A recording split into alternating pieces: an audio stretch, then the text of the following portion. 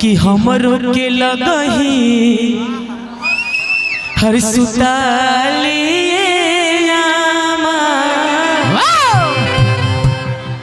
कि हमरो के लगही सुतालिए हर बेटा राउर पी के रोज करे ले डरामा बेटा राउर पी के रोज करे ले डरामा एमे केहू नाटक ना करला घरे जाके हमरो के लगही सुताले आमा बेटा राउर पी के रोज करे ले डरामा बेटा राउर पी के रोज जब हमके छोड़ के सैया सुतल जाके लामा ऊपर से गोतिनियों के सुनी रोजे गाना बेटा राउर पी के रोज करे ले डरामा बेटा राउर पी के रोज करे ले डरामा लेकिन रौरे गिरिए यही तरह कहतानी हम रौरे गिरिए कहतानी हम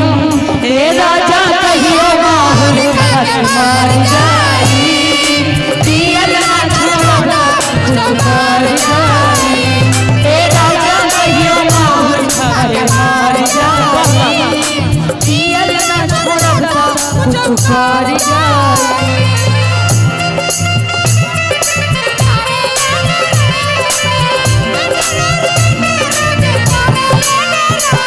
हमनी के कमेटी के सदस्य हमारे कुणाल मिश्रा जी की तरफ से ढेर सारा प्यार बा। तबीयत कुछ ज्यादा खराब बा हमारे बीच में हम थोड़ा जम्मू चले गए थे नवरात्रि में दर्शन करने कटरा माँ वैष्णो देवी। सर्दी जुकाम फीवर सब कुछ हो गया था इसलिए हम बोले रंजीत जी हम पहले गा लिए हमको छोड़ दीजिए। इन्होंने बोला नहीं गा के जाना है लेकिन आधी आधी रातिया में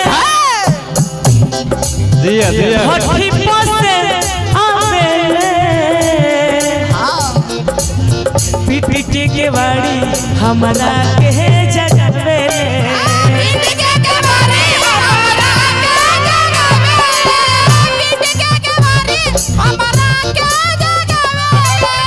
अगर नित्यांगना लोग के साथ मिल जाए तो बढ़िया बा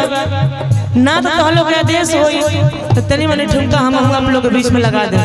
कोई है तो आ जाइए आप लोग। हमने के भोजपुरी में मुर्गी के बहुत ज्यादा अभी ज्योति मेरी बहन जो गाना गा रही थी मुर्गी मरवाई सबसे हम भी चाहेंगे कि हम भी थोड़ा भोजपुरी में मुर्गी के लहसुन कोड़े के खुरपी के कपार में आई चांदनी जी बहुत प्यारी अदाकारा है भोजपुरिया में मुर्गी के हम लोग मिले थे कोलकाता में। आधी आधी रातिया में हठी पासे आवेले पीट के बाड़ी हमरा के जगावे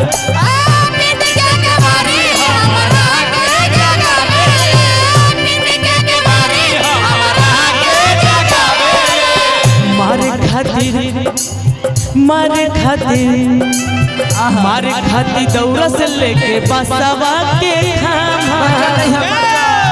थैंक यू बाबू मारे खातिर दौरा से लेके बसवा के खामा बेटा राम